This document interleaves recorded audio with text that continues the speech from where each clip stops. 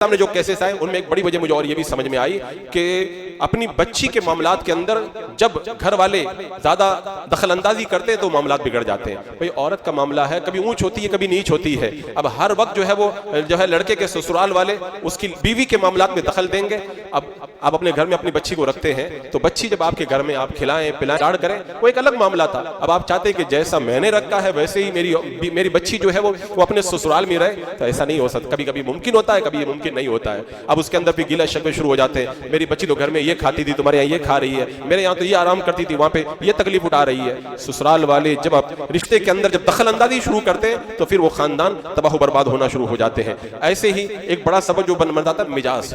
कुछ औरतें क्या करती है, अपने ससुराल वालों का मिजाज ही नहीं समझ पाती। घर पे उठती थी 10 बजे और ससुराल के अंदर उठने का तरीका है 7 बजे। अब वहीं से लड़ाई झगड़ा शुरू होता है। वहां पे खाना जैसे जाती थी बना देती थी, उसे घर वालों का मिजाज मालूम नहीं है, वो खाना उसी तरीके से बना रही है जो उनके मिजाज के मुआफिक नहीं आता, वो लड़ाई शुरू हो जा रही है। ऐसे ही बात करने का अंदाज, रहने का अंदाज और घर में जिंदगी गुजारने का अंदाज उसके अपने घर में मायके में अलग था, ससुराल में अलग है। अब औरत अपने ससुराल वालों का मिजाज नहीं समझ पाती, फिर धीरे धीरे लड़ाई शुरू होती है और आखिर में वो लड़ाई झगड़ा और झगड़े बनते बनते तलाक तक नौबत आ जाती है।